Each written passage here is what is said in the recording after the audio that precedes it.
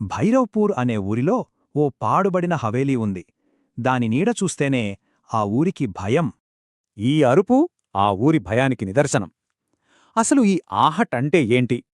ఎన్నో ఏళ్లుగా ఆ హవేలీలో ఏదో అదృశ్య శక్తి తిరుగుతుందని ఊరి జనం దాని జోలికి వెళ్లలేదు. లోపల ఫ్లాష్ లైట్ వేయగానే గోడమీద తన నీడ పక్కనే ఇంకో నీడ కనిపించింది, భయంకరంగా కదులుతూ. ఇక ఆహట్ కేవలం శబ్దం కాదు, నీడలు, దెయ్యం రూపాలు, చెవిలో గుసగుసలుగా మారిపోయింది. ఈ దాడులెక్కువవడంతో ఊరంతా భయంతో గజగజ వణికిపోయింది. ఎవరికీ ఏం చేయాలో తోచలేదు. ఇదంతా జనాల భ్రాంతి అనుకున్నాడు. అసలు నిజం తేల్చాలని ఆ హవేలీలోకి అడుగుపెట్టాడు. భుజం మీద ఎవరో చల్లగా చెయ్యేసినట్టనిపించింది. అప్పుడే ఓ గొంతు, నిజం కావాలంటే నేలమాళిగకు వెళ్ళు అంది. ఊరిని కాపాడాలంటే ఆ నేలమాళిగలో ఉన్న ఆహట్ రహస్యాన్ని ఛేదించాలని వాళ్లు ముగ్గురు నిర్ణయించుకున్నారు.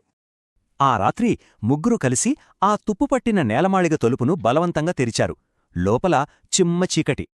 లోపలికి వెళ్తుంటే ఒళ్ళు గగుర్పొడిచే చలి, ముక్కుపుటాలు అదిరిపోయే కుళ్ళిన వాసన, అంతా నిశ్శబ్దం. అక్కడి గోడమీద రక్తంలాంటి అక్షరాలతో ఓ భయంకరమైన శాపం రాసింది. అది చూసి వాళ్ల గుండెలు జారాయి. ఆ చీకటిలోంచి ఓ తెల్లని ఆకారం తేలివచ్చింది. తను లలిత అని, 100 ఏళ్ల క్రితం ఈ హవేలీ యజమానినని చెప్పింది. ఆ ఆత్మ తన విషాదగాథను చెప్పింది. ఆమె చివరి క్షణాల్లోని ఆక్రందనే ఆ శాపానికి కారణం. ఆ శాపం లలిత అవశేషాల్లోనే ఉందని నమ్మారు. అందుకే దాన్ని అంతం చేయడానికి ఓ సాహసోపేతమైన నిర్ణయం తీసుకున్నారు. ఆహట్ను శాశ్వతంగా ఆపడానికి హవేలీని దానిలోని అన్నింటితో పాటు కాల్చేయాలని నిర్ణయించారు. హవేలీ బూడిదైపోయింది. ఊరు ప్రశాంతంగా ఊపిరి పీల్చుకుందే. అహెట్ పీడ విరగడైందని అందరూ అనుకున్నారు. కాని ఆ ప్రశాంతత ఎంతో కాలం నిలవలేదు.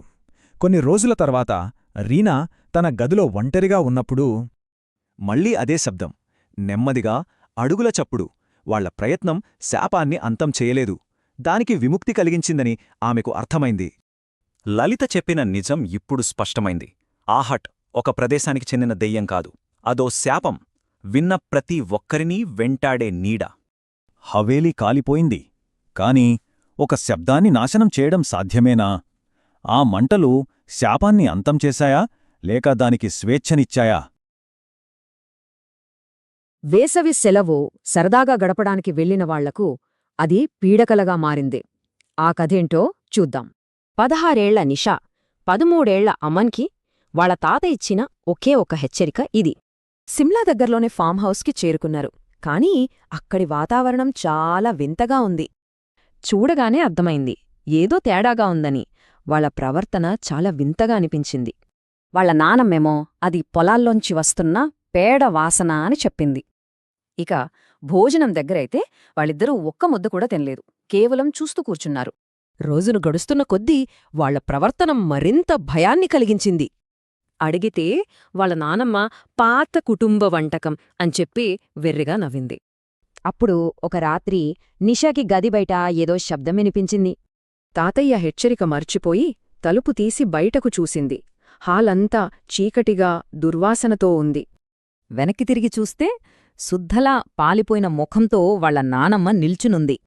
ఆ శబ్దం ఎక్కడ్నుంచి వస్తుందా అని వెతికాడు.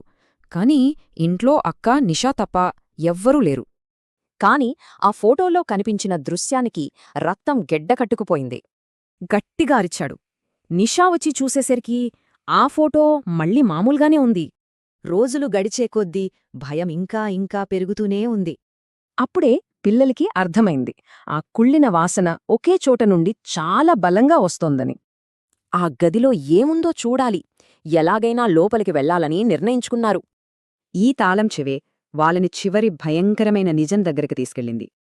ఆ వాసన వాళ్లు ఊహించిన దానికంటే చాలా ఘోరంగా ఉంది.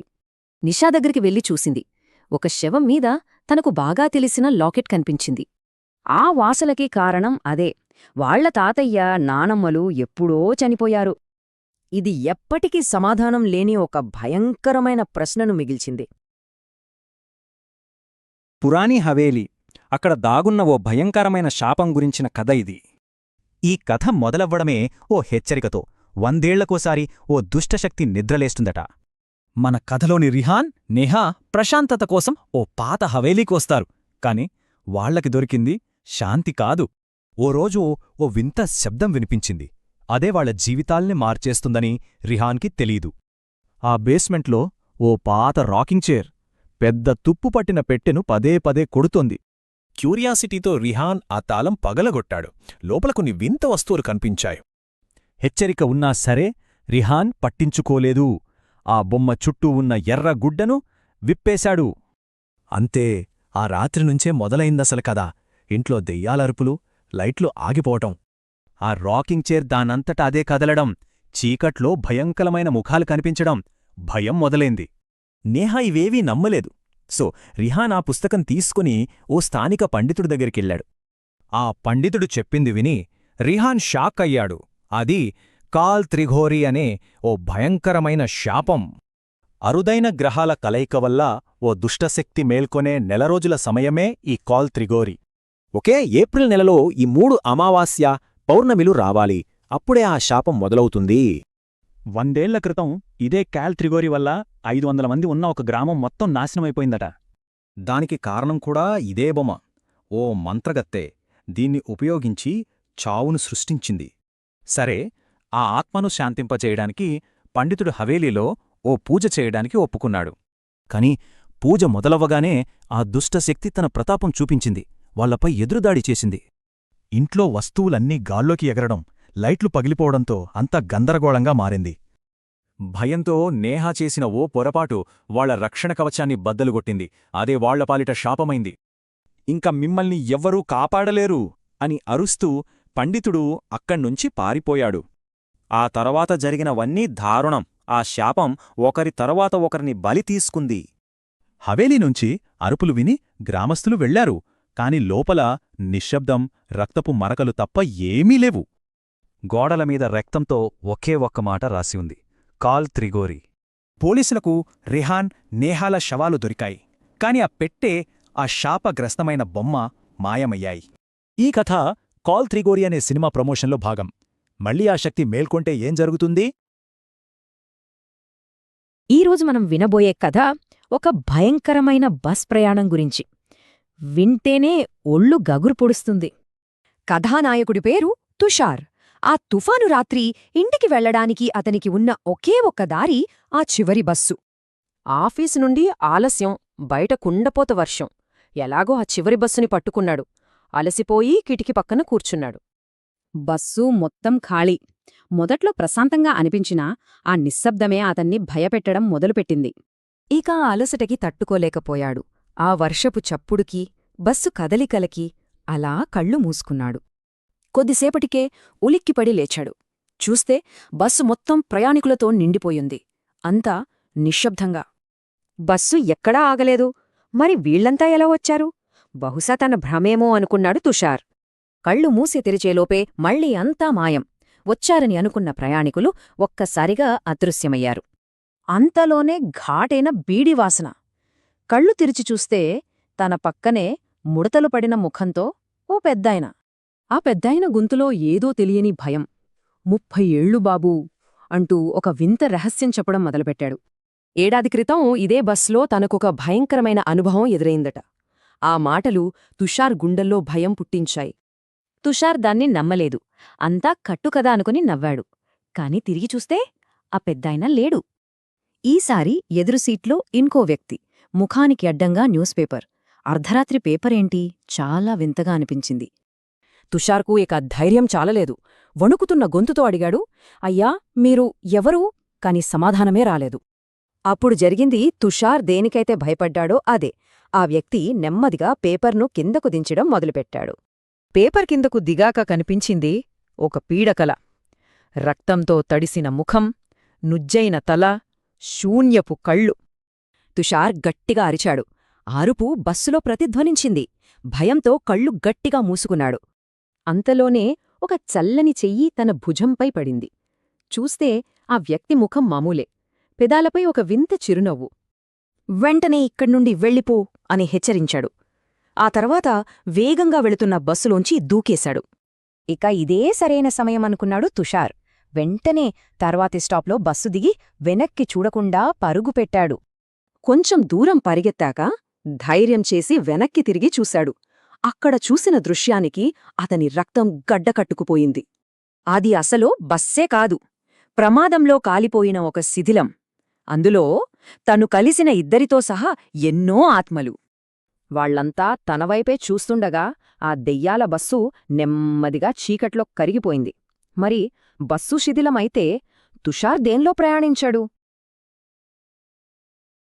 So let's dive into a story about a late-night commute that went horribly, horribly wrong. For a commuter named Tushar, this wasn't just a question, it was his terrifying new reality. Picture this, Tushar's late, racing through a crazy storm, just trying to get home. He just makes it on board, and get this, he was the only one. The whole bus was empty. He was so tired, he nodded off for a second. But when his eyes opened, something impossible happened. Suddenly, the bus was packed, and every single person was silent, just staring. He blinked, and just like that, poof, they were all gone. The passengers just vanished. Then, this strong smell of beady smoke hits him. He looks over, and an old man is there. The man's voice was ice cold, and he gave Tushar a really ominous warning. He talked about his own freaky experience, but a tired Tushar just dismissed it all as stories. Tushar dozes off again, and when he wakes up, the old man, the smoke, everything was gone. But he wasn't alone for long. Across from him sat another man hiding behind a newspaper. I mean, it's 1 a.m. Who reads a paper like that? Tushar tried to ask, but got no answer. And then, ever so slowly, the man starts to lower the paper, and this chilling voice says just 4 words, a final, terrible warning. Tushar screamed. Behind the paper was a blood-soaked, totally crushed skull. It was horrifying. But then Tushar blinked, and the man's face was normal, just smiling at him. Then, in a flash, the man just gets up and jumps from the moving bus. Tushar heard a crash and a scream. That was it for Tushar. He bolted for the door and leaped out into the storm. He turned back to look at the bus, but what he saw wasn't right at all. The bus he fled was normal. What he saw now was a burnt-out wreck filled with ghosts. And inside, the old man and the newspaper reader both just smiling right back at him. It makes you think, how can you be sure your next late-night ride is